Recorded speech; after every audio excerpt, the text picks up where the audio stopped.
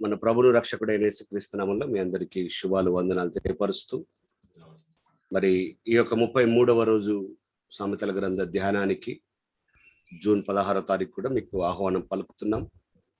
దేవుడు నమ్మదగిన వాడై, దేవుడు గొప్పవాడై, దేవుడు శాశ్వత కాలం ఆరాధింపబడిన వాడై మన జీవితాల్లో ఆయన ఎన్నో మేళ్లు చేస్తున్నాడు. అందును బట్టి దేవునికి మహిమ చెల్లిస్తున్నాం.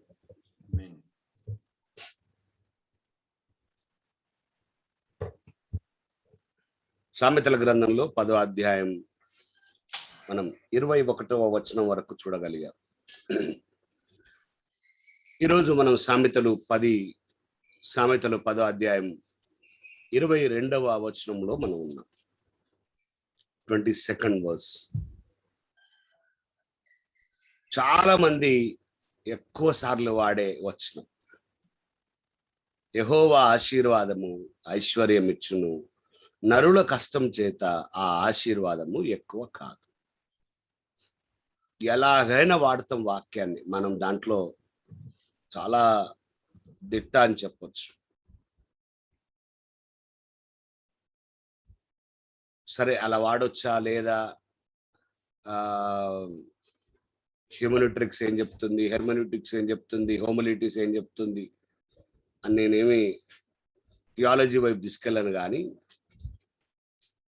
నేనేమంటానంటే, అసలు ఆశీర్వాదం అంటే ఏంటో అర్థమైందా అని అంటాను. నేను అడుగుతానే, యెహోవా ఆశీర్వాదం ఐశ్వర్యం ఇచ్చును అంటే అసలు ఆశీర్వాదం అంటే ఏంటో మనకు అర్థమైందా అనేది పెద్ద ప్రశ్న. నేను ఒక 2 రోజుల క్రితం కూడా మీతో చెప్పాను. నేను ఇస్సాకు దగ్గర ఆశీర్వాదం లేదు ఇక ఏశావుకి ఇవ్వడానికి. కానీ భౌతికంగా ఏశావుకి ఏం తక్కువ కాలే. ఏశావుకి కూడా పెళ్ళయింది, ఏశావుకి కూడా పిల్లలు పుట్టారు. ఏశావుకి కూడా యాకోబుడిని, ఇగో అన్నయ్య నా దగ్గర డబ్బులు ఉన్నాయి, ఇగో నా దగ్గర పశు సంపద ఉంది, తీసుకో అంటే అవసరం లేదరా బాబు, నాకేం తక్కువ లేదని చెప్పాడు. అంటే మరి ఏశావుకు లేని ఆశీర్వాదం ఏంటి? యాకోబుకు దొరికిన ఆశీర్వాదం ఏంటి? అంటే పాత నిబంధన కాలము నుండి ఆశీర్వాదం యొక్క వివరణ వేరై ఉన్నది. మన దృష్టిలోనేమో ఆశీర్వాదం అంటే భౌతికంగా ధనం, పేరు, ప్రఖ్యాతులు, ఇలా రకరకాలుగా మాట్లాడుకునే పరిస్థితికి వచ్చినాం మనం. కాబట్టి ఐశ్వర్యం ఇవ్వగలిగిన శక్తి దేవుని ఆశీర్వాదంలోనే ఉంది. దేవుని ఆశీర్వాదం అంటే ఆయనతో ఒక సంబంధమే. మీరు గమనించాలి, పాత నిబంధన వరకు భౌతిక సంబంధమైన ఆశీర్వాదాలు, కానీ క్రొత్త నిబంధన మొత్తం పర సంబంధమైన ఆశీర్వాదాలే అధికంగా మాట్లాడబడ్డాయి. మనందరూ తెలిసిన విషయాలండి. ద్వితోపదేశ కాండం 28వ అధ్యాయంలో ధర్మశాస్త్రమును బట్టి అక్కడ చాలా ఆశీర్వాదాలు రాయబడ్డాయి. గుర్తుకుందా మీకు? 1వ వచనంలో ఆయన మాటలు విని ఆయన ఆజ్ఞాపించిన ఆజ్ఞలను అనుసరించి నడుచుకుంటే మీకు ఆశీర్వాదం అని అక్కడి నుంచి మొదలుపెట్టాడు. ఇంచుమించు 14 వచనాల వరకు ఆశీర్వాదాలు ఉంటాయి. మీరు అక్కడ చూడండి, ఏ ఒక్కటి కూడా పరసంబంధమైనది కాదు. నువ్వు పట్టణంలో దీవించబడతావు, పొలంలో దీవించబడతావు, గర్భఫలము, భూఫలము, పశువుల మందలు, దుక్కిటెద్దులు, గొర్రెల మేకలు, మందలు, గంప, పిసుకు తొట్టి, లోపలికి వచ్చినప్పుడు, వెలుపలికి వెళ్ళినప్పుడు, శత్రువులు ఎదుట, ఇక అన్ని అవే ఉంటాయి. మనం కూడా చాలా క్లెయిమ్ చేస్తాం దీంట్లో. తలగా ఉండవు, తోకగా ఉంటావు, పైవాడిగా ఉంటావు, కింది వాడిగా ఉండవు. వాస్తవానికి ఇది మనకు కాదు, ఇది ధర్మశాస్త్రం క్రింద ఉన్న వాళ్ళకు మాత్రమే చెప్పబడిన ఆశీర్వాదాలు.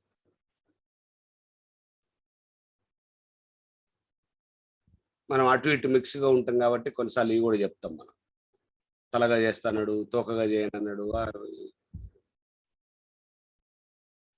మరి ఒకవేళ ఇవి తీసుకుంటే ఆయన మాటలు విని దాని ప్రకారం చేయకపోతే అంటాడు 15వ వచనంలో, శాపాలన్నీ మీకు సంభవిస్తాయి అన్నాడు.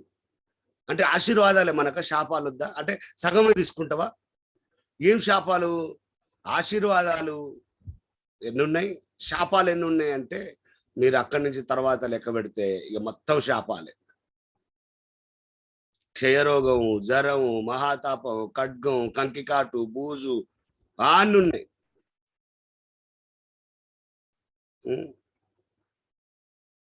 22వ వచనంలో బూజు చేత కొట్టుదును, అదేనేమో బ్లాక్ ఫంగస్, ఆ ఫంగస్, ఈ ఫంగస్ అంతా.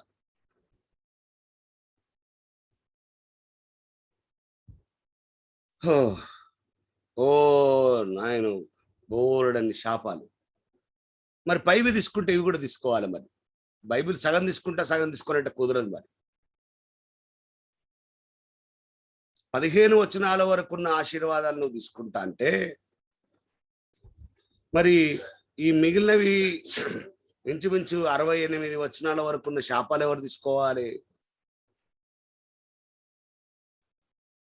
కాబట్టి బైబిల్ని మనం క్లెయిమ్ చేసేటప్పుడు కొంచెం జాగ్రత్త వహించాల్సిన అవసరత ఉంది. అక్కడ ఏ వచనం పడితే ఆ వచనం ఆమేన్ అనడానికి లేదు, ఇది నాకే అనడానికి లేదు. అంటే డేంజర్లో పడతాం.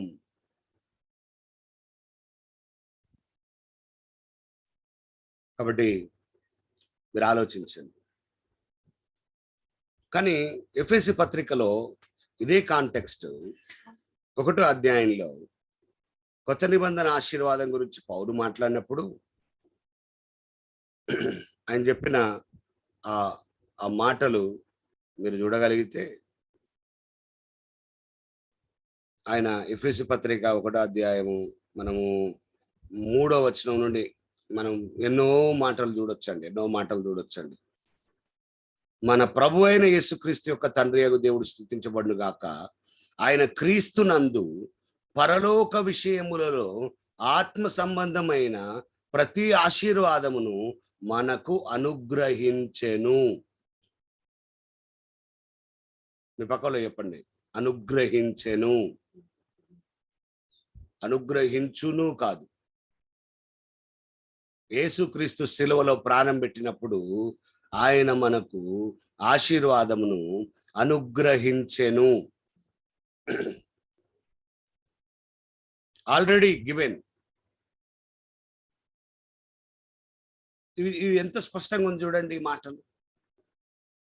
ఇది ఆశీర్వాదం.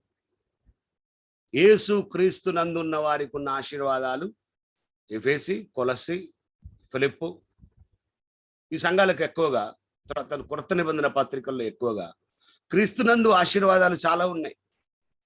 ఇక మీరు అక్కడి నుంచి 14వ వచనం వరకు చాలా ఆశీర్వాదాలు చూస్తారు.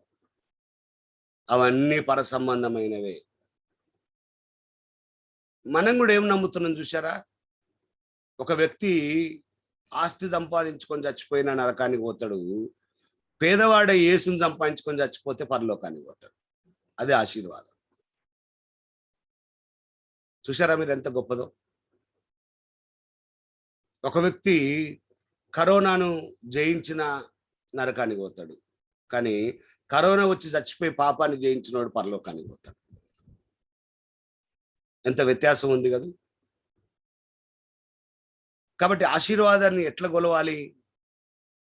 ఆశీర్వాదాన్ని మనం ఎట్లా డిఫైన్ చేయాలి, ఎట్లా నిర్వచించాలి అంటే, దేవుడి నుండి వచ్చే ఆశీర్వాదం కేవలం భౌతిక సంబంధమైనది మాత్రమే కాదు. అది శాశ్వత కాలము ఎల్లవేళలా ఉండేది.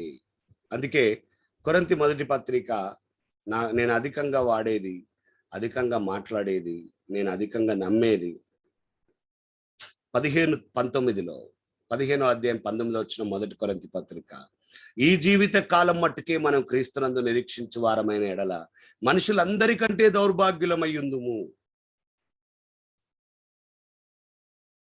కాబట్టి మన నిరీక్షణ ఈ జీవిత కాలం మట్టుకే కాదు. ఒకవేళ ఇక్కడ ఉన్న లేదా నాతో ఈ సమయంలో ఏకీభవిస్తున్న ప్రియులరా, ఒకవేళ మీరెవరైనా ఇక్కడ ఈ లోకం వరకే మీ నిరీక్షణ అయితే దయచేసి దాన్ని మార్చుకోవాల్సిందని నేను ప్రభు పేరిట భారంతో మాట్లాడుతున్నాను. ఒకంత కన్నీటితో మాట్లాడుతున్నాను మీతో. ఎందుకంటే అది సరి అయింది కాదు. ఆ విశ్వాసం కొరకు కాదు. అంటే ఈ లోక సంబంధంగా నీకు ఏదో ఇవ్వడం కొరకు యేసయ్య సిలువలో ప్రాణం పెట్టాల్సిన అవసరం లేదు. Beyond that. అందుకే మన ఆశీర్వాదం గొప్పది. ఎందుకంటే ఈ జీవితకాలం అయిపోయినాక కూడా ఉండబోతుంది మన ఆశీర్వాదం. ఈ జీవిత కాలం మట్టుకే ఉండేవాని ఆశీర్వాదం ఏమో పచ్చగా కనబడుతుంది. డబ్బులున్నాయి, కార్లు ఉన్నాయి, బిల్డింగులు ఉన్నాయి, ఆరోగ్యం ఉంది, ఇంకేదో ఉంది, ఇంకేదో ఉంది, ఇంకేదో ఉంది. ఈ జీవిత కాలం దాటిన తర్వాత కూడా నిలువబోయే ఆశీర్వాదము చాలా భిన్నంగా మనకుంది.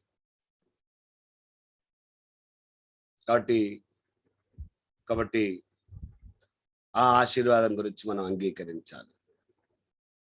ఆ ఆశీర్వాదము ఐశ్వర్యం ఇస్తుంది. ధనము కాదు, ఐశ్వర్యం ఇస్తుంది. చాలాసార్లు ఐశ్వర్యం అంటే మీకు తెలుసా? చాలాసార్లు ఐశ్వర్యం అనగానే మనము వెంటనే బాగా ధనాన్ని చూస్తాం. ఐశ్వర్యం అంటే ఏంటో తెలుసా? అన్ని విధములుగా వర్ధిల్లడం, అన్ని కోణాలుగా వర్ధిల్లడం. దేంట్లో కొదువ లేనివాడు ఐశ్వర్యవంతుడు. కేవలం డబ్బు మాత్రమే ఉన్నోన్న ఐశ్వర్యవంతులు అనరు. మనకేమో ఆ అర్థం మీనింగ్ మారిపోయి మనమేమో దాన్ని డబ్బులు మాత్రమే ఉంటే ఐశ్వర్యవంతులు అని అనుకుంటున్నాం. కాబట్టి నేను మీకు ఇచ్చే సలహా ఏంటి అంటే, పర సంబంధమైన ఆశీర్వాదాల కొరకు ప్రయాసపడదాం. ఫస్ట్ యేసుప్రభుల వారు కూడా అదే చెప్పాడు. మీకు తెలుసా? మొదట ఆయన నీతిని, రాజ్యంను వెతికితే అన్ని మీకు అనుగ్రహించబడతాయి. అంటే ఇప్పుడు నేను చెప్పిన బోధలో దేవుడు ఏమి ఇయ్యడు అని చెప్తున్నానా? ఈ లోకంలో దేవుడు ఏమి ఆశీర్వదించాడు అని చెప్తున్నానా? కాదండి. లోక సంబంధమైన ఆశీర్వాదం అనేది దేవుని స్వభావం అంట నేను, నా దృక్పథంలో. ఆయన దాన్ని ఈజీగా ఇవ్వగలడు. ఎందుకంటే చాలా చోట్ల ఏం చెప్పిండంటే, నేను మళ్ళీ రెఫరెన్స్లు తీసుకుంటే ఇక్కడ ఆగిపోతాం, కానీ మీరు అడగక ముందే మీకు అక్కరగా ఉన్నవేవో నాకు తెలుసు అన్నాడు ఆయన. మత్తయి సువార్త 6వ అధ్యాయం 8లో. నాకు ఆ మాట చాలా ఇష్టం. ఎందుకంటే నేను ఎవరికి ప్రార్థన చేస్తున్నానో నాకు తెలవాలి కదండి. నాకు తెలవకుండా నేను ఎవరికి ప్రార్థన చేస్తున్నానో నాకు తెలియకుండా ఎట్లుంటది? మీరు మీ తండ్రిని అడగక మునిపే మీకు అక్కరగా ఉన్నవేవో ఆయనకు తెలియను. కాబట్టి నా అక్కర్లు తెలిసిన దగ్గర పోయి మళ్ళీ మళ్ళీ మళ్ళీ మళ్ళీ చెప్పిననుకో విసుకుంటాడు ఆయన. He knows my needs. He knew my needs. కాబట్టి నేను ప్రార్థించే ప్రతిసారి నా ఆలోచన ఎట్లుంటుంది తెలుసా? నా అక్కర ఆయనకు తెలుసు. కాబట్టి నేను ఒక్కసారి చెప్తే చాలు, లేదా చెప్పకుండా ఓకే. మనం కొన్నిసార్లు కొంతమందిని చూస్తాం. వాళ్ళు మన దగ్గరకు వచ్చినప్పుడు మనకు అర్థమైపోద్ది కదా, పలానా దానికోసం వస్తున్నారు. ఇక మళ్ళీ వాళ్ళు అడిగిన దాకా వెయిట్ చేస్తాం. నాకు తెలుసు. కొన్నిసార్లు మనం తెలుసు, నాకు తెలియదా, నీకేం కావాలో నాకు తెలియదా అని మనము చేసేదైతే వెంటనే చేసిస్తాం. మన దేవుడు సర్వశక్తిమంతుడు, చేయగలిగిన వాడు, సమర్థుడు, సమర్థత కలిగిన వాడు. ఆయనకు తెలుసండి మనకేం అక్కరగా ఉన్నాయో. అందుకే ఫిలిప్పి 4:19లో నీ అవసరతలు ఆయన మహిమలో తీరుస్తాడు. కోరికలు కాదని చెప్పండి మీ పక్కోళ్ళకు, అవసరాలు తీరుస్తాడు ఆయన. కోరికలు తీర్చేటోడు సైతాన్ గాడు, అవసరాలు తీర్చేటోడు దేవుడు. సరేనా? కాబట్టి నిజమైన ఆశీర్వాదం పరలోక స్వాస్థ్యానికి అర్హులు కావడం, నిజమైన ఆశీర్వాదం రక్షణ ఆనందాన్ని పొందుకోవడం. యెహోవా తమకు దేవుడుగా గల జనులు ధన్యులు, 33వ కీర్తన 12. అది నిజమైన ఆశీర్వాదం, నిజమైన ఆశీర్వాదం.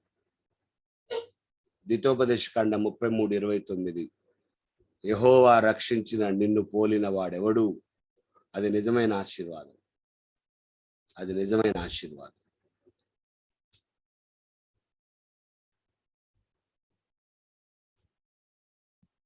కాబట్టి ఆయన కృపలో సమస్తాన్ని ఆయన మనకి ఇచ్చేశాడు.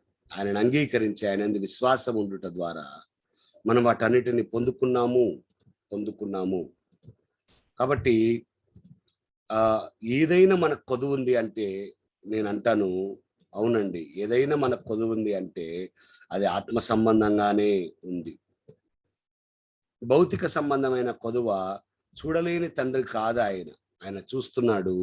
ఆయన ఏమంటాడంటే పేతురు మొదటి పత్రిక 5:6లో 5:6లో తగిన సమయం అందు ఆయన మిమ్మల్ని హెచ్చిస్తాడు. Don't be complaint. పేతురు మొదటి పత్రిక 5:6లో తగిన సమయంలో దేవుడు మిమ్మల్ని హెచ్చిస్తాడు. అందుకే అంటారు కదా, టైం రావాలి రాని. ఎస్, అది దేవుని దృష్టిలో రావాలి, నీ దృష్టిలో కాదు. టైం వచ్చుడు, నీ టైం దేవుని దగ్గర వచ్చినప్పుడు ఆయన హెచ్చిస్తాడు. 127 కీర్తన 2లో ఆయన ప్రియలు నిద్రించుచుండగా ఆయన వారికి ఇచ్చును. చాలా మంది ఏమనుకుంటారంటే అక్కడ రాయబడ్డ మాట 127వ కీర్తన 2వ వచనంలో కొంతమంది ఏమనుకుంటున్నారట, మీరు చదువుతారా మాట, మీరు తీస్తారా, నేను చదువుతాను.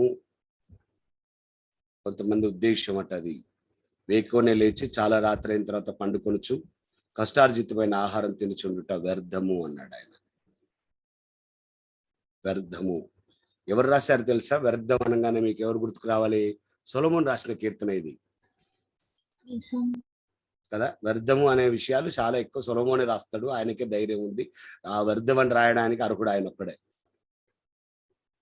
ఆథర్ ఆఫ్ వ్యర్థానికి ఎవరైనా రచయితుండంటే ఆయనే బైబిల్లో. ఎందుకంటే ఆయన మొత్తం అనుభవించినోడు ఆయన. ఏంటిది వ్యర్థం అంటున్నాడంటే, కొంతమంది అనుకుంటారట, మేము పొద్దున్నే లేవాలి, ఫస్ట్ షిఫ్ట్ చేయాలి, ఓటీ చేయాలి, సెకండ్ షిఫ్ట్ చేయాలి, నైట్ చేయాలి, మేము బాగా కష్టపడాలి, నెలలో 100 ఓటీలు చేయాలి, 50 ఓటీలు చేయాలి, అది రావాలి, ఇది రావాలి, అది ఇది ఇంకొక ఈడ డ్యూటీ చేయాలి, ఆడ డ్యూటీ చేయాలి, ఈ వ్యాపారం చేయాలి, ఆ వ్యాపారం చేయాలని వేకువని లేచి చాలా రాత్రి అయిన దాకా దాని మీద మునిగిపోయిన వాళ్ళ గురించి ఏమంటాడంటే, అరే బాబు, అంత కష్టపడి కష్టార్జితం తినుచుండుట వ్యర్థము అన్నాడు. ఏంది ఇది ఇంత ఈజీ కొట్టేసినాడు, ఇంత సులభంగా కొట్టేశాడేంటి అంటే, బాబు, దేవుడు మీకు అర్థం కాలేదు, దేవుడి విషయాలు మీకు అర్థం కాలేదమ్మా. దేవుడు ఎలాంటోడంటే తన ప్రియులు నిద్రించుచుండగా ఆయన వారికి ఇచ్చుచున్నాడు. ఆయన నిద్రిస్తున్నప్పుడు ఇచ్చేవాడు ఆయన. నువ్వు నిద్రపోయినాక నేను తలుపు కొట్టి వస్తాయి, నువ్వు కష్టపడితేనే వస్తాయనే దృక్పథం నీకు నాకుంది. కానీ దేవుడు ఎలాగైనా ఇవ్వగలడండి. అలా పోషించే దేవుణ్ణి మనం కలిగి ఉన్నాం. మీరు తర్వాత స్టడీ చేయండి. ద్వితోపదేశకాండం 6వ అధ్యాయం 11 నుంచి 15 వచనాలు, రాజుల మొదటి గ్రంథం 3వ అధ్యాయం 10 నుండి 14 వచనాలు. ఈ 2 వచన భాగాలు మీరు స్టడీ చేయండి. ద్వితోపదేశకాండం 6వ అధ్యాయం 11 నుంచి 15, ద్వితీయోపదేశకాండం 6వ అధ్యాయం 11 నుండి 15, రాజుల మొదటి గ్రంథం 3వ అధ్యాయం 10 నుండి 14. మీలో ఇంకా చాలా మంది లేవలేదా? వీడియోలు ఆన్ చేయలేదు.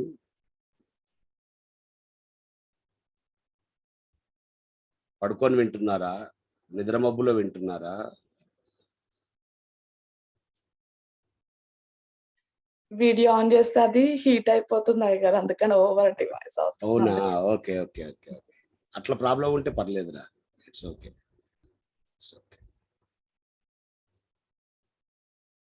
చేయని వాళ్ళ పుణ్యమా?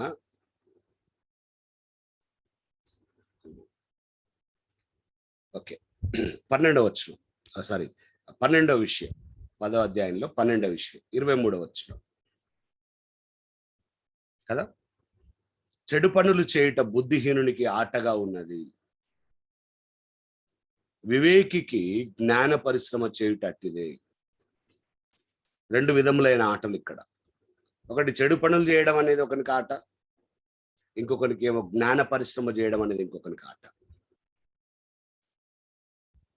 2 ఆటలుగా మాట్లాడుతున్నాడు. లోకంలో చేసే పని ఒక ఆటలాగా గ్రంథకర్త పొందుపరిచినట్టుగా మనకి ఇక్కడ కనబడుతుంది కదా. చాలా ఆశ్చర్యంగా దాని గురించి ఆయన మాట్లాడుతున్నాడు.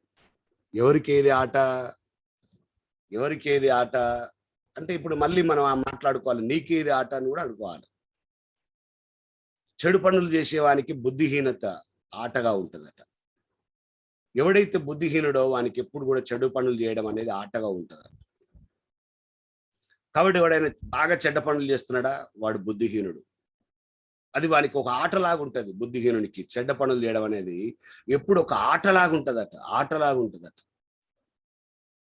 వాడు ఆట ఆడినట్టుగా ఆడతాడట. చెడ్డ పనులు ఈజీగా చేస్తాడని అర్థం. ఆట ఆడడం అంటే ఈజీగా చెడ్డ పనులు చేస్తాడట. కానీ వివేకం ఉన్నోనికి జ్ఞాన పరిశ్రమ చేయుట కూడా ఆటతో సమానం. చూడండి, బుద్ధిహీనుడు ఎలా వాడుకుంటున్నాడు, వివేక్ ఎలా వాడుకుంటున్నాడు. నేను అందుకే ఈ మధ్యలో యూత్ మీటింగ్ లో మాట్లాడినప్పుడు కూడా చెప్పాను.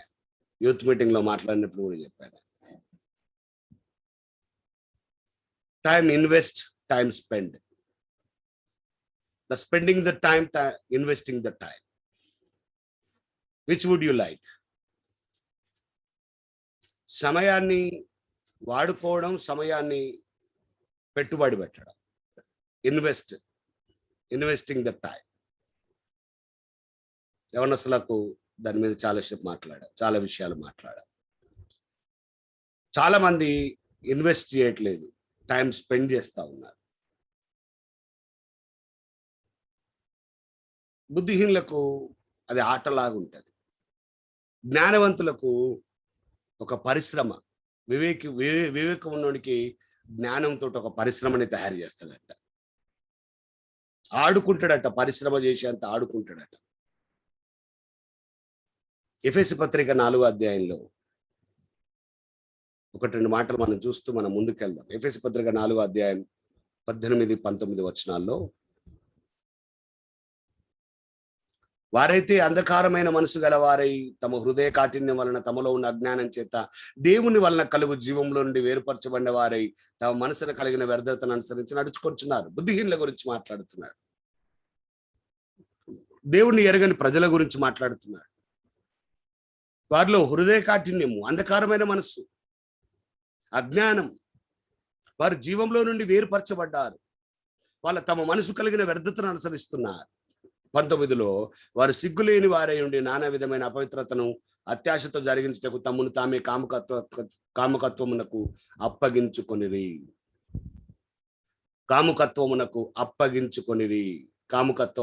అప్పగించుకొనిరి. కాబట్టి బుద్ధిహీనుడికి ఏది తప్పు అనిపించదు, ఏది పాపం అనిపించదు, ఏది ఇది చేయకూడదు అనిపించదు. వానికి అది ఆట.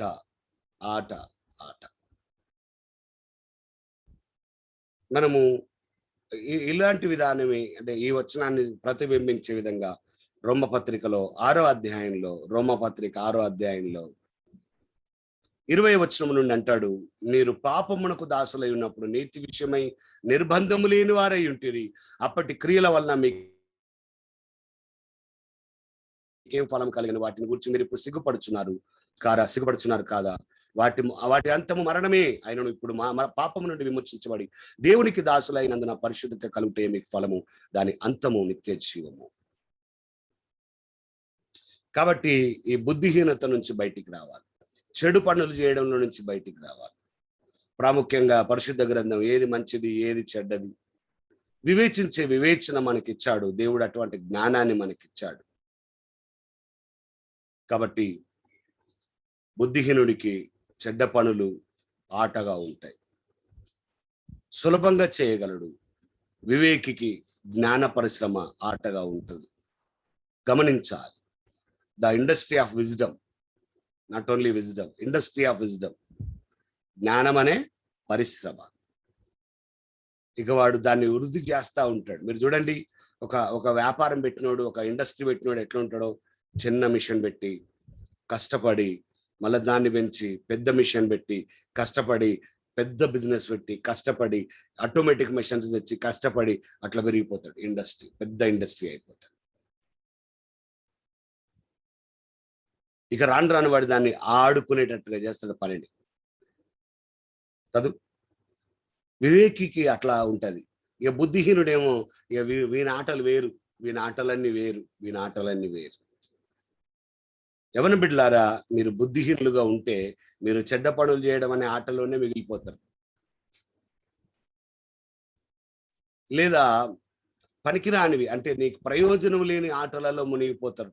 పబ్జి గేములు, రకరకాలైన మొబైల్ గేములు, లూడోలు, అష్టచెమ్మలు, పైలా పచ్చీసులు, కైలాసాలు.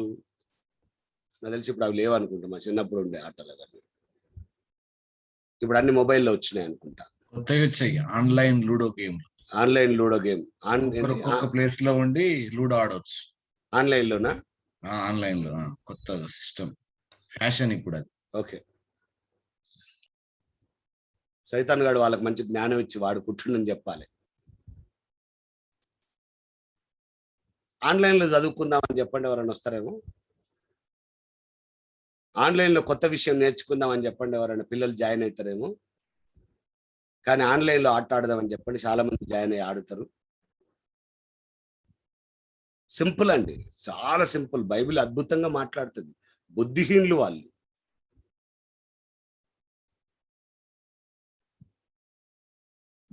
వీళ్ళకు చెడ్డ పనులు అంటే తమకు తాము హాని చేసుకోవడం, ఇతరులకు హాని చేయడం, రెండు విధాలుగా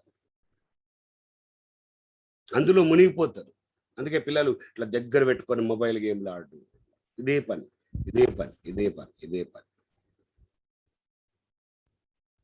అందరి గురించి నేను మాట్లాడుతున్నా. ఇందులో ఎవడతిథుడు కాదు. పిల్లల్లో చాలా మంది ఉన్నారు అలాగా. మీ ఆటలో ఏమై ఉండాలంటే జ్ఞాన పరిశ్రమ అభివృద్ధి చేసేవై ఉండాలి. కూసేగాడిద మేషేగాడిదని జడగొట్టినట్టుగా వీడు చెడిపోయిందాక వీడు ఇంకా 10 మందిని జడగొట్టేటోళ్ళు ఉన్నారు కొంతమంది. ఎందుకు అనంటే వీడొక్కడి చెడిపోతే ఎట్ట మరి. కాబట్టి 10 మందిని చెడగొడితే హాయిగా ఉంటుంది లెక్కగా. అందుకే వీడు ఆడింది కాక మంచిగా ఉన్నను కూడా ఆడదామంటాడు. వీళ్ళు బుద్ధిహీనులు. బుద్ధి వాడాలి, హీనంగా కాదు. జ్ఞాన పరిశ్రమ వృద్ధి చేయాలి. నువ్వు అనేకులకు ఆశీర్వాదకరంగా ఉండాలి. క్రైస్తవులారా, దేవుని పిల్లలారా, క్రీస్తు రక్తంలో కడగబడిన వారులారా, మీ టార్గెట్ ఒకటే అయి ఉండాలి. నేను అనేకులకు ఆశీర్వాదకరంగా ఉండాలి. అది అబ్రహాం ఆశీర్వాదం మన మీద ఉంది. దేవుడు ఆయన ఆశీర్వదించి నువ్వు అనేకులకు ఆశీర్వాదకరంగా ఉండాలన్నాడు. కాబట్టి దయచేసి ఓవర్కమ్ చేయండి, జయించండి. 13వ భాగం 24వ వచనం. భక్తిహీనుడు దేనికి భయపడును అదే వాని మీదకి వచ్చును. నీతిమంతులు ఆశించినది వారికి దొరుకును. చూడండి, మళ్ళా భయము మరియు విశ్వాసం యొక్క ఫలితం అని పేరు పెట్టాం దీనికి 13వ భాగం. ఈ మాట విన్నప్పుడు నాకేమనిపించిందంటే, ప్రియులారా, నిజంగానే భక్తిహీనుడికి భయం అయితే ఎట్లా ఉంటది. వీడెవడు భక్తిహీనుడు? ఈ మధ్యలో ఆదివారం చెప్పాను నేను. ఆదివారం వర్తమానం అదే మనది. ఎవరు భక్తిహీనులు మీరు చెప్పండి. 3 కేటగిరీలుగా విభజించాం కదా మనుషులను. భక్తిపరులు, భక్తి లేని వారు, భక్తిహీనులు. 3 వేరు. భక్తి లేనివాడు అంటే అసలు భక్తే తెలియని వాడు వేరే. కానీ ఒకప్పుడు భక్తి తెలిసి ఇప్పుడు భక్తిలో లేనివాడు భక్తిహీనుడు. మాకన్నీ తెలుసులే అనేటోడు. అందుకే ఆడు దేవునిలో ఉంటాడు, లోకంలో ఉంటాడు, సైతానుతో ఉంటాడు, అన్నిటితో ఉంటాడు. వాడు యేసుక్రీస్తు తెలిసినోడే, బాప్తిస్మం తీసుకున్నోడే, వాక్యం తెలిసినోడే.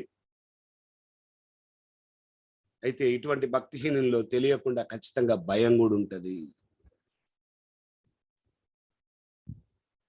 ఇది దైవికమైంది కాదు. ఏమన్నా అవుతుందేమో అనే భయం, ఏదో జరుగుతుందనే భయం. వాడిని కొడతనే ఉంటుంది లోపల.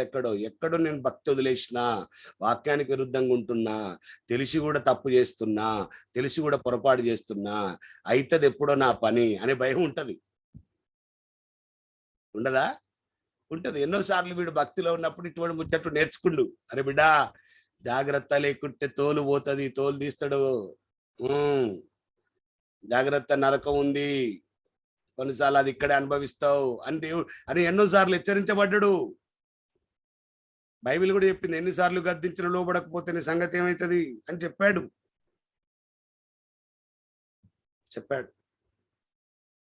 అందుకే ఆఖరికి ఏమవుతుంది అంటే వాడు దేని గురించి భయపడతాడో అది వాని మీదకి వస్తుంది. మీరు తర్వాత స్టడీ చేయండి ఈ మాట. యెషయా గ్రంథం 66:4. భక్తిహీనుడు దేనికి భయపడను అది వాని మీదకి వచ్చును అనే దాని క్రింద యెషయా 66:4, హెబ్రీ 10:26-29, ఎజ్కేలు 11:8, యోబు 3:25. క్షమించాలి, మళ్ళీ చెప్తాను.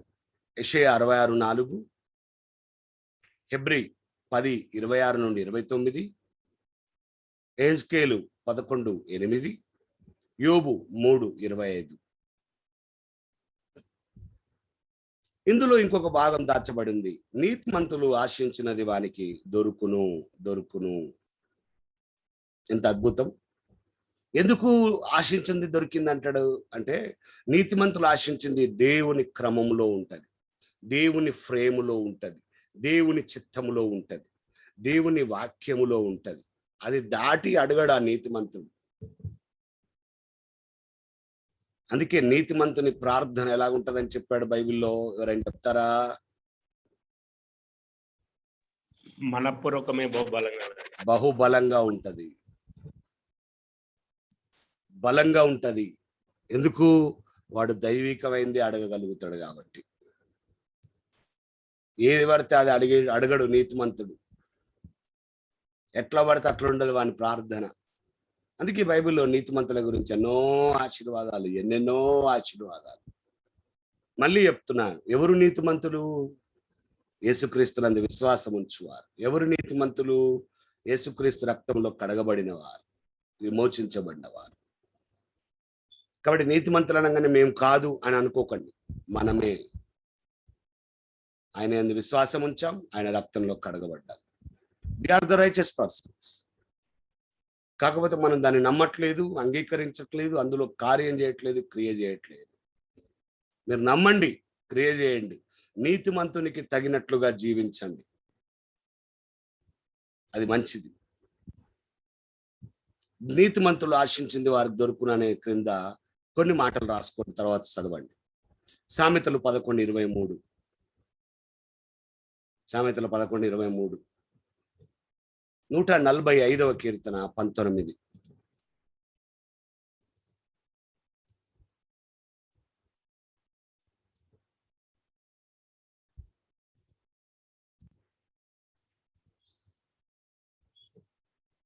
మత్తయి సువార్త 7:7-11.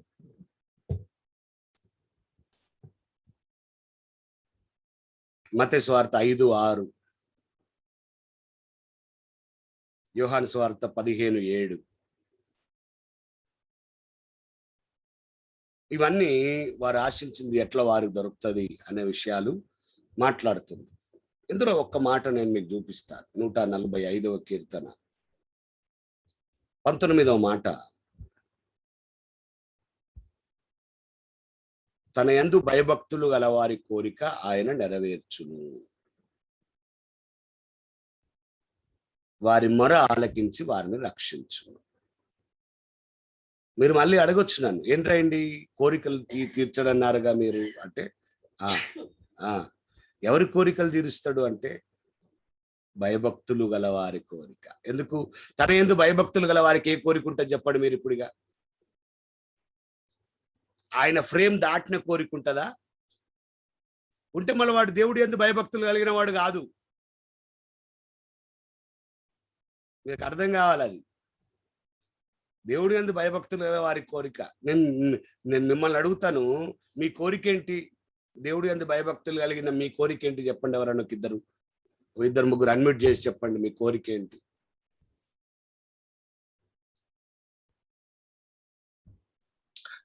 ఆయనతో నిత్య సహవాసంలో ఉండాలని. ఆయనతో నిత్య సహవాసంలో ఉండాలి. తదాస్తు.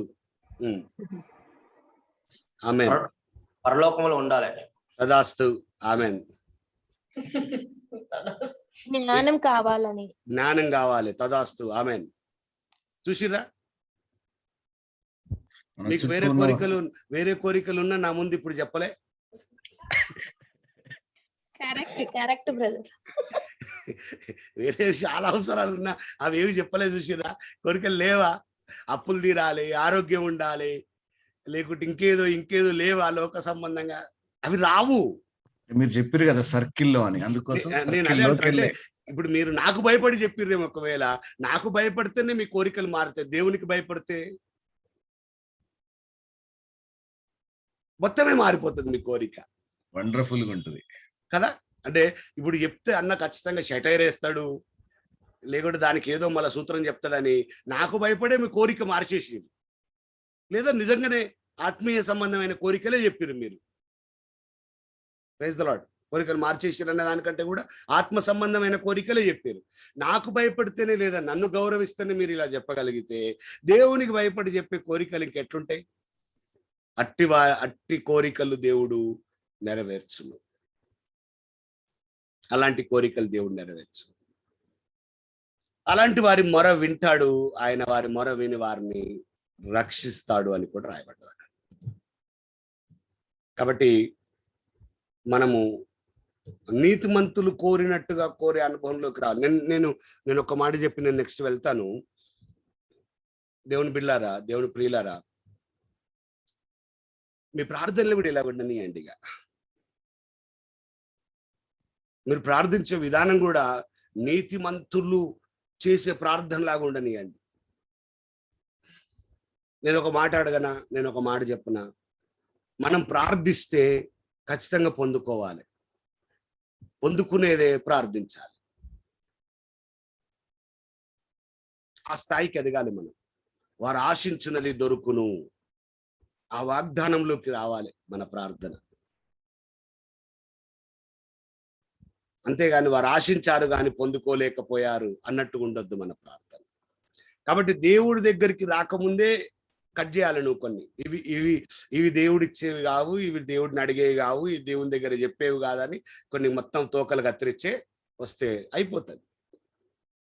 ఇక ఆయన అడుగుడు, తర్వాత ఆయన ఇయ్యలేదని అలుగుడు, ఇక మళ్ళా బ్యాక్ టు నీ డైరీ చూస్తే ఇగో దేవుడిని ఇది అడిగినా, అది అడిగినా, అది అడిగినా ఇయ్యలేదండి అని దేవుని మీద సనుగుడు, అవే ఉండవు ఇంకా. కాబట్టి మీరు ఆలోచించుకోండి నేను చెప్పిన మాటలు. 14వ భాగం సామెతలు 10వ అధ్యాయంలో 25-26 వచనాలు. సుడిగాలి వీచగా భక్తిహీనుడు లేకపోవును, నీతిమంతుడు నిత్యము నిలిచి కట్టడం వల్ల ఉన్నాడు. చూసారా మీరు? ఈ 10వ అధ్యాయంలో నేను మీకు చెప్పాను, మీరు సపరేట్ నోట్స్ చేసుకోవాలి. 10వ అధ్యాయంలో నీతిమంతుని గురించి ఉన్న విషయాలు. ఓకేనా? సామెతలు 10వ అధ్యాయము నీతిమంతుని గురించి చెప్పిన విషయాలు ఏమిటి, వాటిని వివరించుము అనేది ఒక ప్రశ్న ఉంటుంది మీకు. ఓకే, క్వశ్చన్ రిలీజ్ అయింది, సీక్రెట్ అదా. తర్వాత భక్తిహీనుడి గురించి సామెతల 10వ అధ్యాయం ఏం చెప్పింది, వాటిని వివరించుము. బుద్ధిహీనుడి గురించి బైబిల్ ఏం చెప్పి 10వ అధ్యాయం ఏం చెప్పింది, వాటిని వివరించుము. యథార్థవంతుని గురించి 10వ అధ్యాయం ఏం చెప్పింది, వాటిని వివరించుము. ఈ 4 విషయాలు ప్రాముఖ్యమైనవి. సుడిగాలి వీచగా భక్తిహీనుడు లేకపోవును, నీతిమంతుడు నిత్యము నిలిచి కట్టడం వల్ల ఉన్నాడు. సోమరి తనను పనిపెట్టు వారికి పండ్లకు పులుసు వంటివాడు, కండ్లకు పొగ వంటివాడు. అబ్బా, బైబిల్ వివరణ ఎంత గొప్పదో కదా. కాబట్టి సుడిగాలి వీస్తున్నట్ట భక్తిహీనుడు వెళ్ళిపోతున్నాడట. అందుకే మీరేం టెన్షన్ పడకండి. చాలాసార్లు మనకేమనిపిస్తుంది అంటే, భక్తిహీనులు అండి, వాళ్ళు పెద్ద భక్తే చేయలేదు, వాళ్ళు చర్చికే రాలేదు. చాలా మంది నాతో పంచుకోవడం కూడా నేను విన్నాను, నేను చాలా మంది దగ్గర విన్నాను. అది వాస్తవమే. చరిత్రలో అట్నే జరుగుతుంది. అన్నా మేమేమో ఇంత ఉపవాస ప్రార్థన చేస్తాం, ఇంత దశం భాగాలు ఇస్తాం, ఇంత కానుకలు ఇస్తాం, లేదా ఇంత జాగ్రత్తగా ఉంటున్నాం, అవి ఏవి చేయనోడేమో వర్ధిల్లుతున్నాడు, మేమేమో దరిద్రంగానే ఉంటున్నాం. బైబిల్ అదే చెప్పింది. భక్తిహీనుడు తొందరగా పుష్పిస్తాడు, కానీ ఒకరోజు సుడిగాలి రాబోతుంది. ఆ సుడిగాలిలో వాడు ఏమవుతాడట, లేకపోవును, అడ్రస్ లేదు అంది, వాని ఇల్లే లేదు అక్కడ, నేను అందుకే ఈరోజు ఆ విషయాన్ని మరలా జ్ఞాపకం చేస్తున్నాను. మనకు ఈ జీవిత కాలం మట్టుకే కాదు మన నిరీక్షణ. భక్తిని పక్కకు పెట్టి సంపాదించే సంపాదన వద్దు, భక్తిని పక్కకు పెట్టి జీవించే జీవితం వద్దు, భక్తిని అమ్ముకొని ఉండే బ్రతుకొద్దు. సుడిగాలు రాబోతుంది, వాడు కనబడడు. ఇంకా చూడండి, వెంటనే సుడిగాలు వచ్చినప్పుడు వాడు లేడు, కానీ నీతిమంతుడు ఏమయ్యాడండి? నిత్యము నిలుచు కట్టడం వలె ఉన్నాడు. ఎంత అద్భుతమైన పోలిక! భక్తిహీనుడు పోలిక, నీతిమంతుని పోలిక. నువ్వు ఏ ఏ ఏ ఏ వైపు ఉంటావో నిర్ణయించుకో. నువ్వు భక్తిహీనుడు ఉండడు, సుడిగాలు వస్తుంది, వాడు ఉండడు. పెరుగుట విరుగుట కొరకే అన్నట్టుగా ఉంటాడు కొందరు. వాడు లేడు, వాడి ఆస్తితోటి అవుటు, వాడి సంపదతోటి అవుటు. వాడు ఈ లోకమే శాశ్వతం అనుకున్నాడు కనుక వాడు కనబడడు. ఒకవేళ ఆ సుడిగాలి ఎత్తబడే జీవితానికి సాదృశ్యమేమో, ఒకవేళ ఆ సుడిగాలి యేసుక్రీస్తు రెండవ రాకడకు సాదృశ్యమేమో, వాడు లేకపోవును అక్కడ. మనం ఏం నమ్ముతున్నాం? యేసయ్య రెండోసారి రాబోతున్నాడు. మనం ఏం నమ్ముతున్నాం? ఎత్తబడే సమయం ఒకటి ఉంది. ఆ సుడిగాలిలో ఉండాలి నువ్వు. నామినల్గా, నామకార్థంగా మాకు కూడా యేసు ప్రభు తెలుసు, నేను ఆనే వాలా హై జానే వాలా హై అన్నాడు. ఉండడాడా? వాళ్ళని చూసి కాదు మనం పోల్చుకోవాల్సింది. నువ్వు నిత్యము నిలుచు కట్టడ వలె ఉండాలి. అది నీ పోలిక. సామెతలు 12:3.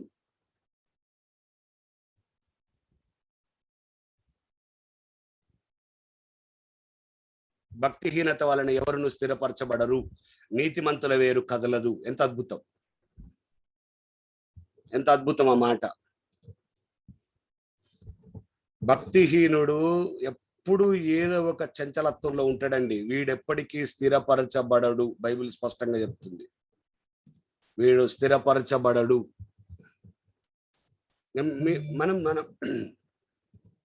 మనం డిసైడ్ చేసుకోవాలి ఇప్పుడు. ఇక we have to decide. స్థిరపరచబడదామా, లేకుంటే వేరు కదలని జీవితం, స్థిరపరచబడిన జీవితం కలిగి ఉందామా అనేది we have to think. మత్తయి సువార్త 7:24-25. నిరంతరం నిలుచును అనే దానికి, స్థిరంగా ఉండేదానికి బోలెడని రెఫరెన్స్లు ఉన్నాయి. చూడండి, సామెతలు 12:3 రాసుకున్నారు కదా, మత్తయి 7:24-25 రాసుకున్నారు కదా, యోహాను మొదటి పత్రిక 2:16-17. ఇవన్నీ మీరు స్టడీ చేయాలండి తర్వాత, అప్పుడు ఇంకా మీకు ఎక్కువ అర్థమవుతుంది. సామెతలు 1:27,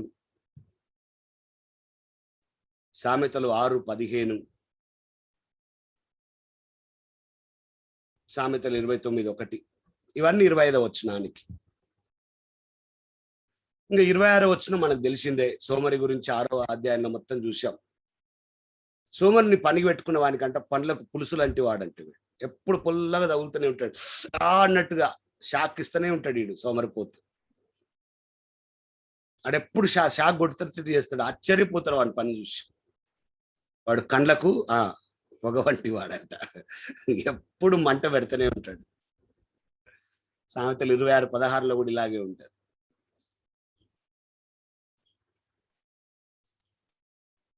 అందుకే సోమరిపోతు వల్ల, బద్ధకస్తుని వల్ల తన సొంతంగా నష్టమే, ఇతరులకు నష్టమే.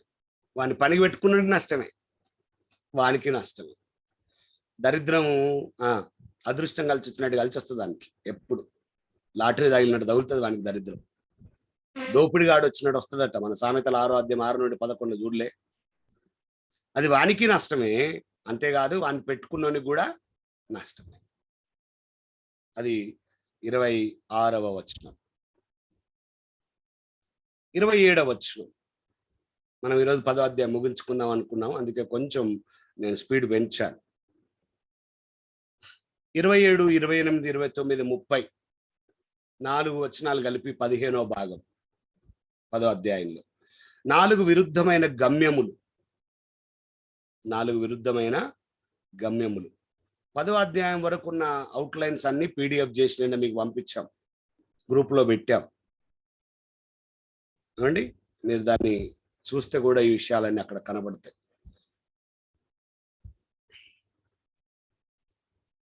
నేనేమన్నాడంటే 4 విరుద్ధమైన గమ్యములు అని పేరు పెట్టాను దీనికి. యెహోవా యందు భయభక్తులు కలిగి ఉండుట దీర్ఘాయువునకు కారణం. భక్తిహీనుల ఆయుస్సు తక్కువైపోవును.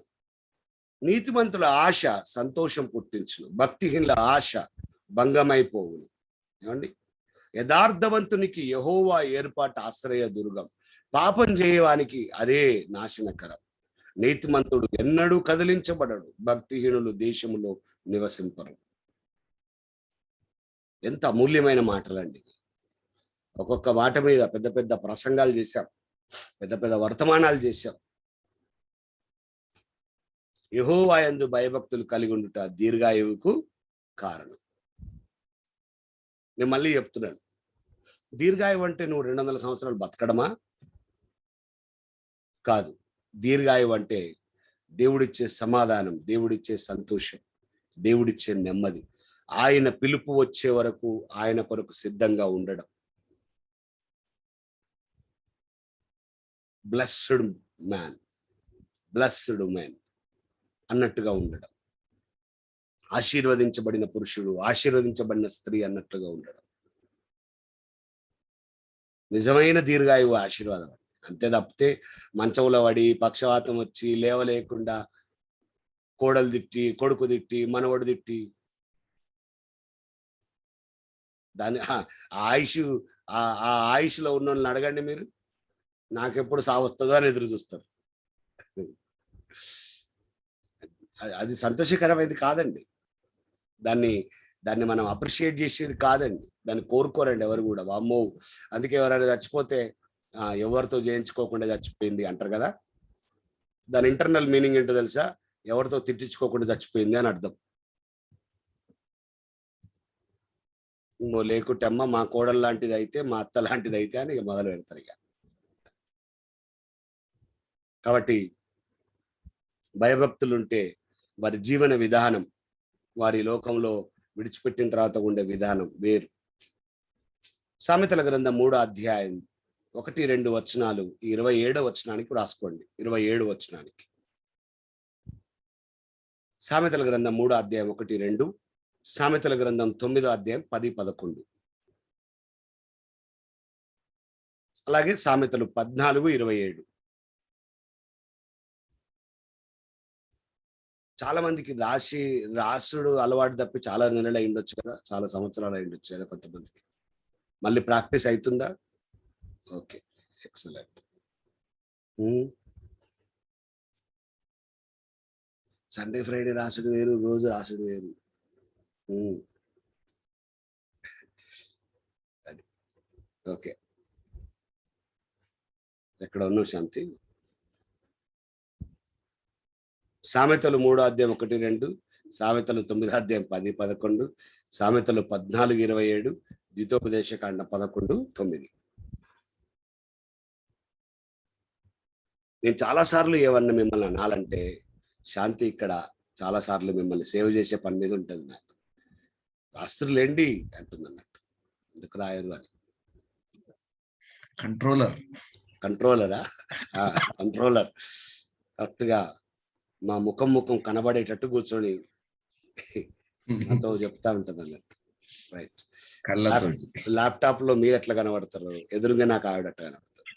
దేవునికి అటువంటి భార్యను నేను కలిగి ఉన్నందుకు దేవునికి మహిమ కలుగును గాక. ఆమేన్. ప్రభువుకి హృదయం ఇచ్చిన పిల్లల జీవితం అండి నిజంగా. అంటే ఆ 27వ వచనాన్ని ఎంత మాట్లాడుకున్నా తక్కువే తెలుసా. యెహోవా యందు భయభక్తులు అనేది పెద్ద వర్డ్, అది పెద్ద వర్డ్. అది ఆదికాండం 15వ అధ్యాయం 6లో అబ్రహాము యెహోవాను నమ్మెను, అది ఆయనకు నీతిగా ఉంచబడెను. పెద్ద పదం. దేవుని యందు భయభక్తులు, దేవుని నమ్ముట. మళ్ళీ భయము, భక్తి, భక్తి, భయం. భయం లేని భక్తి మంచిది కాదు, భక్తి లేని భయం మంచిది కాదు. రెండు ఉండాలి. మనము ప్రారంభంలోనే సామెతల గ్రంథం ప్రారంభంలోనే ఈ భయభక్తుల మీద చాలా లోతుగా మాట్లాడుకున్నాం. కొంతమందికి భయం ఉంది, భక్తి లేదు. కొంతమందికి భక్తి ఉంది, భయం లేదు. అలా కాదు, భయంతో కూడిన భక్తి, భక్తితో కూడిన భయం రెండు ఉండాలి. కాబట్టి నా డెఫినేషన్లో, నా నోట్స్లో నేనేం రాసుకున్నానంటే, దీర్ఘాయువు అనగా నిత్యము దేవుడితో ఉండుట, ఎటర్నల్ నిత్యత్వంలో కూడా ఆయనతోటి ఉండుట, ఈ లోకంలో కూడా ఆయనతో ఉండుట, అది దీర్ఘాయువు. నిరంతరం ఆయనతో ఉండుట, అది దీర్ఘాయువు. అరే అన్న, ఎక్కడి నుంచి పట్టుకొచ్చినావు ఈ ముచ్చట అంటే, తెస్సలోనిక మొదటి పత్రిక 4వ అధ్యాయం నుంచి పట్టుకొచ్చిన.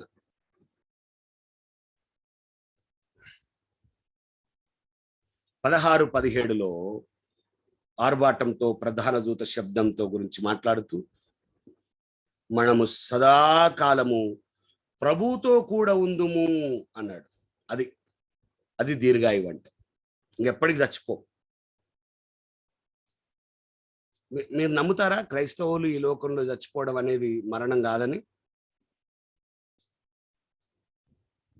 అందుకే మనం ఏమంటాం, ప్రభునందు నిద్రించిరి, మరణం కాదు. అందుకే మరణం అనే పదం క్రైస్తవులుగా మనం వాడం. మంచిది, అది నాకు బాగా ఇష్టం. ఎందుకంటే మనం నిద్రించాము. ఇదే తెస్సలోనిక మొదటి పత్రిక 4:14లో యేసునందు నిద్రించిన వారు అని వాడాడు పౌలు కూడా. Slept in the lord. అందుకే క్రైస్తవులు మరణం అనే దాన్ని పెద్దగా నిజంగా ఆ అనుభవం తెలిసిన వాళ్ళు మరణం అనే దాన్ని పెద్దగా సీరియస్గా తీసుకోరు, సీరియస్గా తీసుకోవద్దు కూడా. ఏమన్నాడు ఇక్కడ? సదాకాలము ప్రభుతో కూడా ఉందుము, అది దీర్ఘాయువు అని నేర్చుకోండి.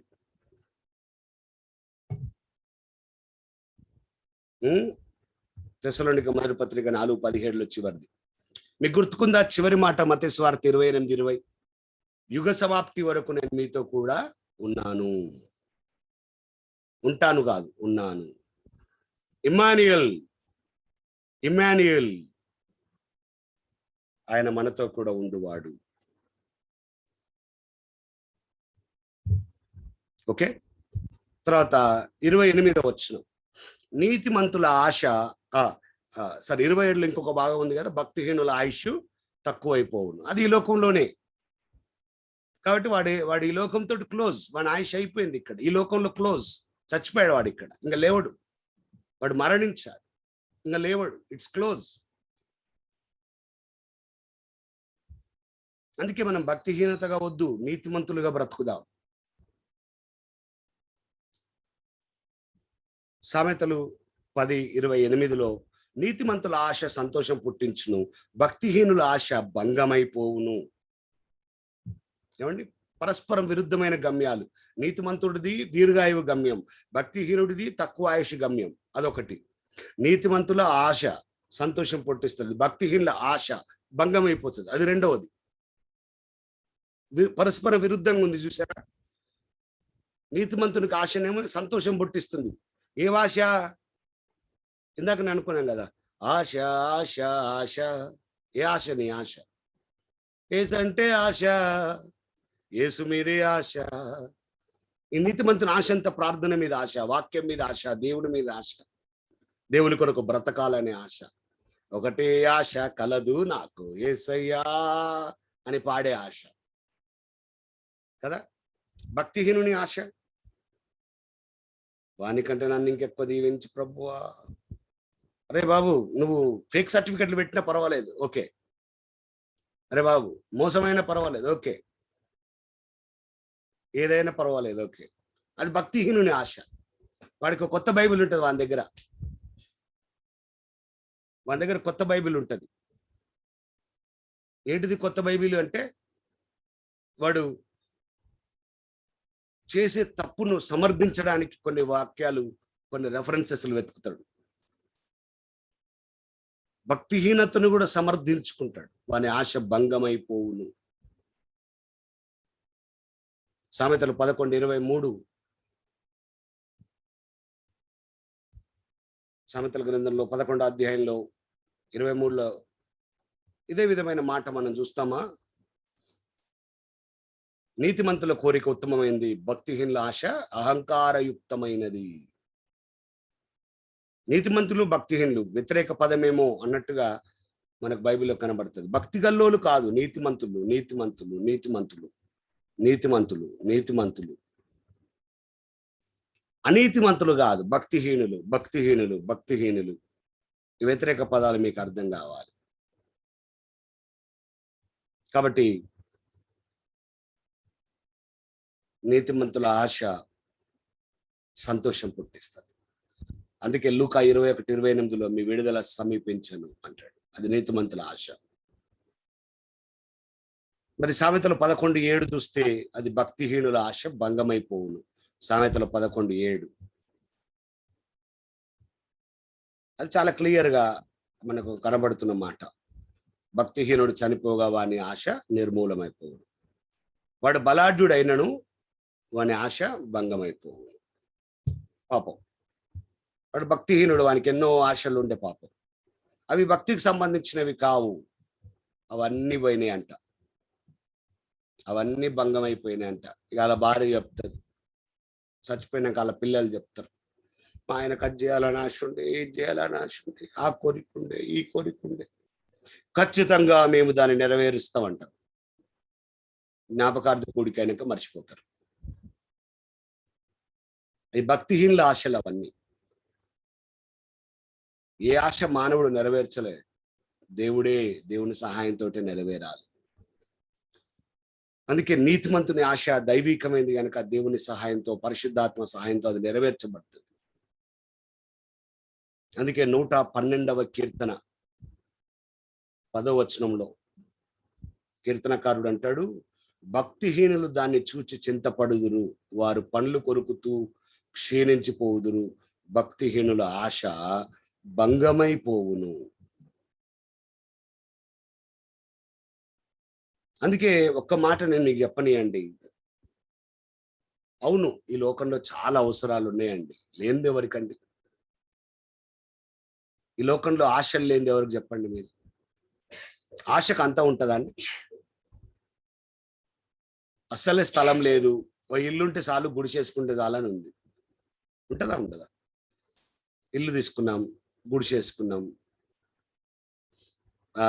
మేము ఆరంభంలో మాకేం లేనప్పుడు చాలాసార్లు బాలసం బ్రదర్ అంటా ఉండేవాడు, 2003, 4, 5 ఆ టైంలో, బ్రదర్ చిన్న గుడిసేసుకున్న చాలు కానీ చిన్న స్థలం తీసుకుందాం అనేటోడు. అప్పుడు నాకు కూడా అనిపించేది, అమ్మో స్థలం కానీ గుడిసేసుకోవడమే ఎక్కువ అనే పరిస్థితి. అప్పుడు అది గుడిసే, రేకులు కాదు, గుడిసే, పట్టాలు కప్పుకున్న చాలు అనే పరిస్థితి ఉండే అప్పుడు. సరే స్థలం కొన్నాం, పట్టాలు వేసే పరిస్థితి లేదు, ఏం కట్టే పరిస్థితి లేదు. ఇంకో సహోదరుడు పక్కకు, ఆయన 80 గజాలు, నేను 80 గజాలు కొన్నాం, ఆయన కట్టాడు, అందులో ఉన్నాం. ఇది కట్టాలి, ఇక గుడిసేసుకున్నదాలు, అదే టార్గెట్, గుడిసేసుకున్నదాలు. సరే సంవత్సరాలు గడిచినాయి, దేవుడు కృప చూపించాడు. 80 గజాల్లో స్థలం ఇల్లు కట్టా. అమ్మయ్యా, కింద ఇల్లు, పైన 80 గజాల్లో చర్చి, ఇదే గొప్ప విషయం అనుకున్నాం. అదేం ఆగలే, మళ్ళీ పక్కకు 100 గజాలు అమ్ముతున్నారు. కొనాల్సిందే, అది మనదే. ప్రార్థన మొదలైంది, మనదే. ఆడ అమ్మకు ముందే అది మనదే, యేసునామంలో స్వతంత్రించుకుంటున్నాం, అది మనదే మనదే మనదే మనదే అని మనకు వచ్చింది. అది కొన్నాం. కొన్నాక పైన చర్చి సరిపోతలే, కింద 100 గజాల్లో షెడ్ వేసినాం. ఇక జాలే అనుకుంటే లేదు, ఇదెప్పుడు కడదాం, ఇదెప్పుడు కడదాం, ఇదెప్పుడు కడదాం, స్టార్ట్ కట్టేశాం. నేనేం చెప్పాలనుకుంటున్నాను, అంతం లేదు. ఇక ప్రకాష్ నాన్న అన్నాడు, అయ్యా స్లాబ్ వేసి చుట్టూ పరదాలు కట్టుకున్నా చర్చి పైన ఉంటే గొడవ ఉండదు, కింద సరిపోతలేదు పరిస్థితి అన్నాడు. సరే నాన్న, స్లాబే, 2 లక్షలు ఉన్నాయి మా దగ్గర, స్లాబే. నేను అది చెప్తున్నా బాబు, స్లాబే అన్నాడు. రైట్, స్టార్ట్ చేసినాం. 42 లక్షలే స్లాబ్ పోయింది, చర్చ్ అయింది, ఇల్లు ఎక్స్టెన్షన్ చేసినాం, పైన గెస్ట్ రూములు కట్టినాం. హల్లెలూయా. 42 lakhs. ఎక్కడ తెచ్చాం, ఎవరిచ్చారు, ఎక్కడ అప్పు చేశాం, ఏది అంత విచిత్రం. దేవుడు దాన్ని ముగించేశాడు. ఒకవేళ మీరు వచ్చి నన్ను బ్రదర్ ఇప్పుడు ఓకేనా, తృప్తేనా అన్నారు అనుకోండి, కాదు కాదు. గెస్ట్ రూమ్ లో ముందు స్లాబ్ వేయాలి. పెద్ద డామెంటరీ గెస్ట్ రూమ్లు 50 మంది నుండి 60 మందికి రెసిడెంట్స్ ఉండేటట్టుగా ప్లాన్ చేయాలి.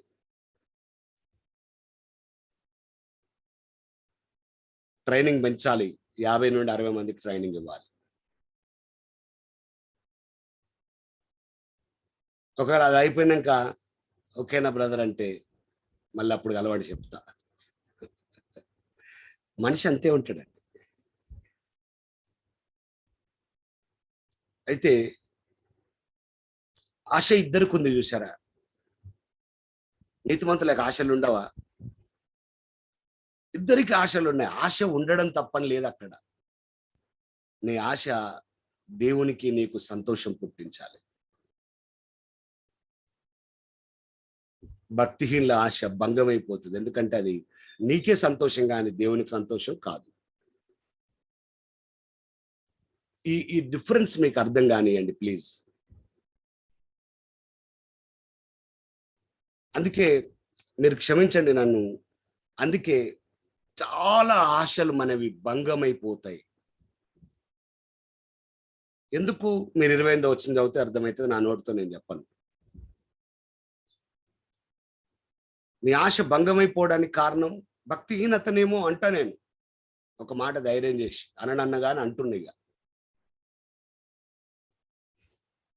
నువ్వు భక్తిహీనుడివై నువ్వు అడిగి అది భంగమైనాక దేవుడు ఇవ్వలేదు, దేవుడు ఇవ్వలేదని సపరిచ్చుడు ఎందుకు? ముందే నువ్వు చెక్ లిస్ట్ లో ఈ ఆశ భంగం అవుతుందా నెరవేరుతుందా ఆలోచిస్తే గొడవ పోతుంది అంటున్నా నేను. 29వ వచనం, యథార్థవంతునికి యెహోవా ఏర్పాటు ఆశ్రయదుర్గం, పాపం చేయి వారికి అది నాశనకరం. అంటే ఇద్దరికి ఒకటే ఏర్పాటు, దేవుడి ఏర్పాటు. ఆ ఏర్పాటు ఒకరికి ఆశ్రయదుర్గం, ఒకటి నాశనం. అక్కడ యథార్థవంతుడు ఉన్నాడు, పాపం చేసేవాడు ఉన్నాడు. మీరు చూడండి సామెతల గ్రంథం 21వ అధ్యాయం 15వ వచనంలో చాలా అద్భుతమైన మాట కదా అది. న్యాయమైన క్రియలు చేయటం నీతిమంతునికి సంతోషకరం, పాపం చేయవారికి అది భయంకరం. సామెతలు 21:15లో చూస్తున్నాం మనం అన్నమాట. మొదటి కీర్తన 6 కూడా అదే చెప్తుంది. కాబట్టి యథార్థవంతులకు ఉండాల్సిన ఏర్పాటులో ఆశ్రయదుర్గంలో మనం నిలవాలి. తర్వాత మీరు చదువుకోండి 25వ కీర్తన 4-5 వచనాలు, అపోస్తుల కార్యాలు 18-25 వచనం.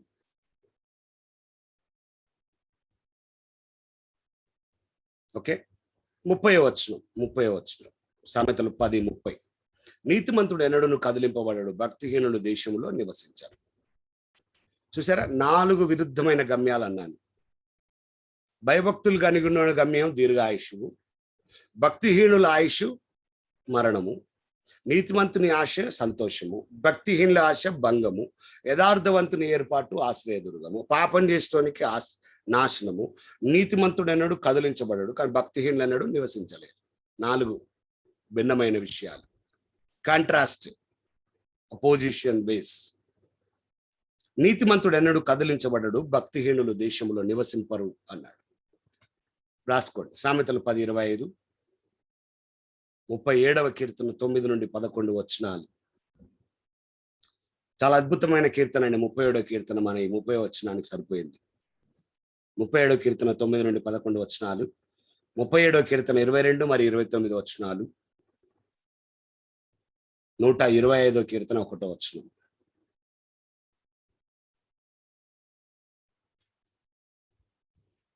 చివరి భాగం అండి, 16వ భాగం 10వ అధ్యాయంలో, నోటిని నాలుకను దేవునికి విరుద్ధంగా ఉపయోగించుట. నోటిని నాలుకను దేవునికి విరుద్ధంగా ఉపయోగించుట. నీతిమంతుని నోరు జ్ఞానోపదేశమును పలుకును, మూర్ఖపు మాటలు పలుకు నాలుక పెరికివేయబడును. నీతిమంతుని పెదవులు ఉపయుక్తములైన సంగతులు పలుకును, భక్తిహీనుల భక్తిహీనుల నోట మూర్ఖపు మాటలు వచ్చును. మూర్ఖపు మాటలు వస్తాయంట.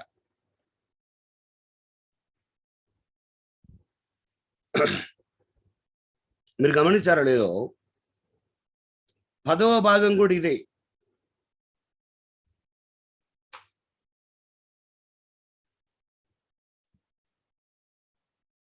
సామెతలు 10:18-21 భాగం కూడా నోటిని నాలుకను దేవునికి విరుద్ధంగా వాడడమే. నీతిమంతుని నోరు జ్ఞానోపదేశం పలుకును. ఎంత అద్భుతమైన మాట. మూర్ఖపు మాటలు పలుకు నాలుక పెరికివేయబడును. నీతిమంతుని నోరు చాలా అద్భుతం అండి. సామెతలు 15వ అధ్యాయం మీరు రాసుకోండి. సామెతలు 15వ అధ్యాయంలో 2వ వచనం, జ్ఞానుల నాలుక మనోహరమైన జ్ఞానాంశములు పలుకును, బుద్ధిహీనుల నోరు మూఢవాక్యములు కుమ్మరించును. 7వ వచనం, జ్ఞానుల పెదవులు తెలివిని వెదజల్లును, బుద్ధిహీనుల మనస్సు స్థిరమైంది కాదు. 2 వచనాలు, సామెతలు 15:2 మరియు 7వ వచనం. మూర్ఖపు మాటలు పలుకు నాలుక పెరికివేయబడును. సామెతలు 17:20. చాలాసార్లు మూర్ఖపు మాటలు ఎక్కువ మాట్లాడతాం, మూర్ఖంగా మాట్లాడతాం, ఎదుటోళ్ళని మాట్లాడలేకుండా మాట్లాడతాం, మనమే ఊహించుకొని మాట్లాడతాం, మనదే కరెక్ట్ అన్నట్టుగా మాట్లాడతాం, మనకి అన్ని తెలుసు అన్నట్టుగా మాట్లాడతాం. నేను నిన్న కూడా చెప్పాను, వినడం ప్రాముఖ్యం, మాట్లాడడం కాదు. వినడం ప్రారంభిస్తే భార్యాభర్తల మధ్యలో 70% సమస్యలు తొలగిపోతాయి. వినడం ప్రాముఖ్యం. ఓకే, మనకి ఎప్పుడైనా టైం దొరికితే ఫ్యామిలీస్ గురించి కూడా మనం మాట్లాడుకోవచ్చు ఇట్లా ఉదయకాలాలు. అబ్రహాం శారాల కుటుంబంలో అద్భుతమైన మాదిరి ఏంటో తెలుసా? వాళ్ళేదో డీల్ చేసుకున్నట్టే. అబ్రహాం చెప్పినప్పుడు శారా విన్నది, శారా చెప్పినప్పుడు అబ్రహాం విన్నాడు. గొడవలు లేవు వాళ్ళ మధ్యలో. విన్నరు.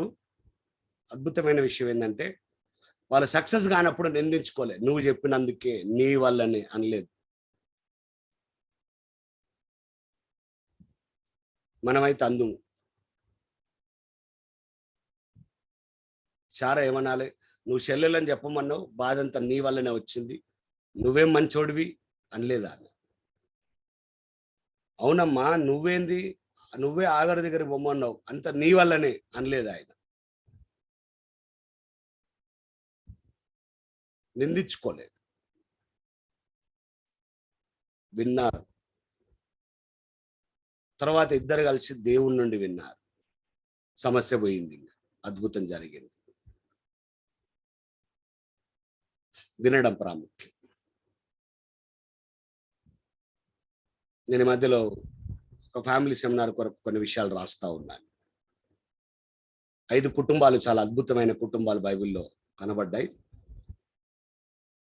కుటుంబ జీవితంలో, అబ్రహాము కుటుంబ జీవితంలో ఒక 3 ప్రాముఖ్యమైన విషయాలు నన్ను చాలా కదిలించాయి. ఒకరినొకరు నిందించుకోకుండా ఉండుట, దేవుడి నుండి వినుట, విసర్జించమని నవి విసర్జించుట. ఇవి భార్యాభర్తల మధ్యలో శ్రేష్టమైన బలాన్ని ఇచ్చే విషయాలు. అందుకే బుద్ధిహీనుడు లేదా మూర్ఖుడు నీతిమంతుడు గురించి ఇలా చెప్పాడు. 52వ కీర్తన 2-5 వచనాలు కూడా, మూర్ఖపు మాటలు పలుకు నాలుక పెరికివేయబడుతుంది. సామెతలు 10:32 అండి, చివరి వచనం, నీతిమంతుని పెదవులు ఉపయుక్తములైన సంగతులు పలుకును, భక్తిహీనుల నోట మూర్ఖపు మాటలు వచ్చును. నీతిమంతుని పెదవులు ఉపయుక్తములైన సంగతులు పలుకుతాయి. అనండి ఉపయుక్తములని. అంటే ఎదుటివానికి నీకు యుక్తంగా ఉంటాయి. ఉపయుక్తం అంటే అవి రెండు వైపుల పనిచేసేదాన్ని ఉపయుక్తం అంటాం. అంటే నీకు ఎదుటివారికి. సామెతలు 25, 11, 12 మనం చదవచ్చు. అద్భుతమైన వచనం అది. సామెతలు 25, 11, 12. సమయోచితంగా పలకబడిన మాట చిత్రమైన వెండి పల్లెములలో నుంచబడిన బంగారు పండ్ల వంటిది అంటాడు. మీ పక్కలో చెప్పండి, సమయోచితంగా మాట్లాడాలని.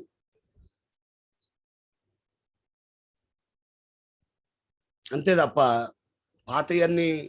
పాత పెంకాసులన్నీ తోక్కొని బయటేసుడు కాదు. సమయోచితంగా మాట్లాడాలి. తర్వాత నాదేదో నేనే మాట్లాడతానే డబ్బాలో రాళ్ళేసి ఇప్పుడు కాదు.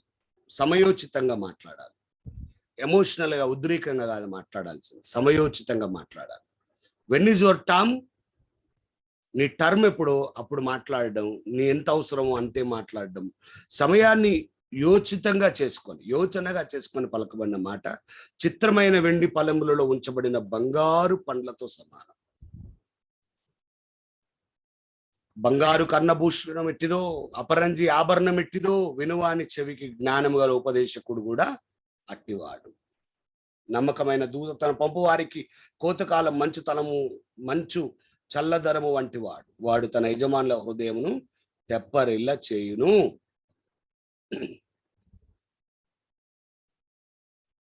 కాబట్టి భక్తిహీనుల నోట మూర్ఖపు మాటలే వస్తాయి. ఆల్రెడీ మనం పైన చూసాం. కాబట్టి ఈ అధ్యాయం అంతా కూడా భక్తిహీనుల గురించి, బుద్ధిహీనుల గురించి, మూర్ఖుల గురించి, నీతిమంతుల గురించి, యథార్థవంతుల గురించి, దేవుని యందు భయభక్తులు గల వారి గురించి చాలా అద్భుతంగా మాట్లాడిన అధ్యాయం సామెతలు 10వ అధ్యాయం. ఏమండి? కాబట్టి మరలా మీరు జాగ్రత్తగా స్టడీ చేయండి, జాగ్రత్తగా ధ్యానించండి. దేవుడు మీకు జ్ఞానం ఇచ్చి సహాయం చేయనుగాక. దేవుడి మాటలు మన వినికిడిలో ఫలింప చేయనుగాక. రేపు మనం 11వ అధ్యాయాన్ని ప్రారంభించుకుందాం. God bless you. ప్రార్థన చేసుకుందాం. మన మధ్యలో ఉన్న పాస్టర్ సైమోన్ గారు ప్రార్థన ఆశీర్వాదంతో ఈరోజు మనం ముగించుకుందాం.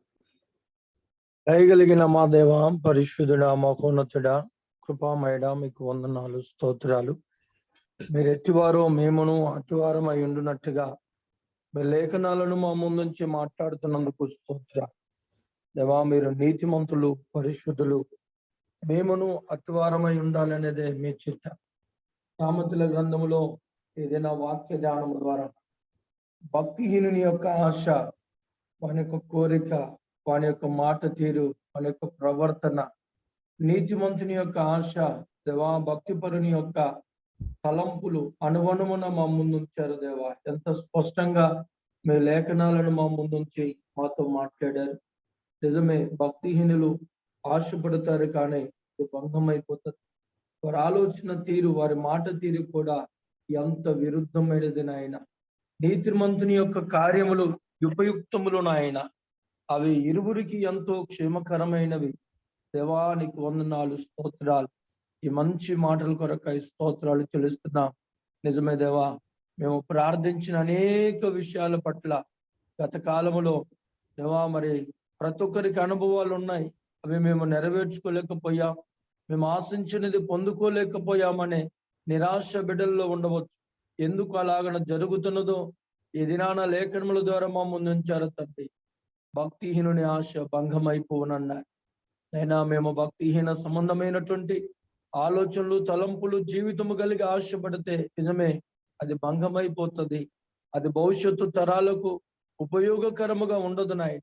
అబ్రహాము దేవుని నమ్మెను, అది అతనికి నీతిగా మార్చబడినని లేఖనములో తెలియచేశారు తండ్రి.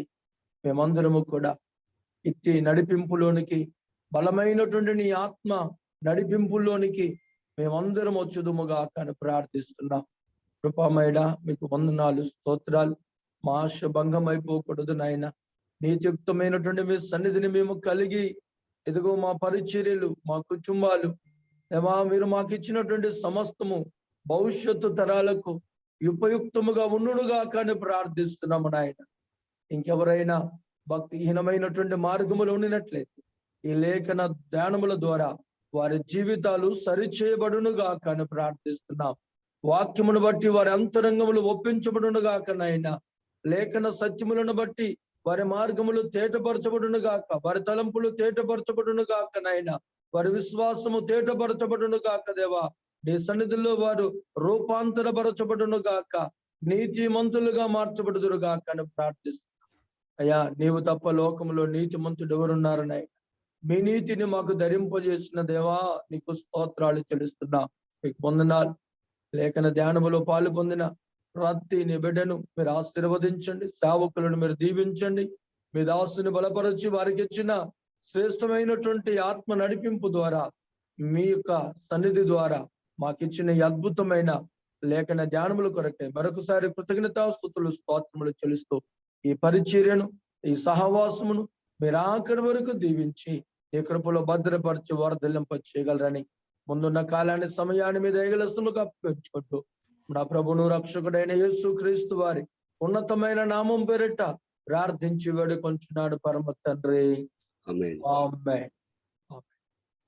మన తండ్రి అయిన దేవుని యొక్క ప్రేమ, మన ప్రభువును రక్షకుడైన యేసు క్రీస్తు వారి శ్రేష్టమైన కృప, పరిశుద్ధాత్మ దేవుని యొక్క నడిపింపు, సహవాసము మనకును, మన పరిచర్యలకును, సంఘమునకును, ఈ సహవాసములకు ఆయన రాకడ వరకు సదా తోడైండి కాపాడును గాక.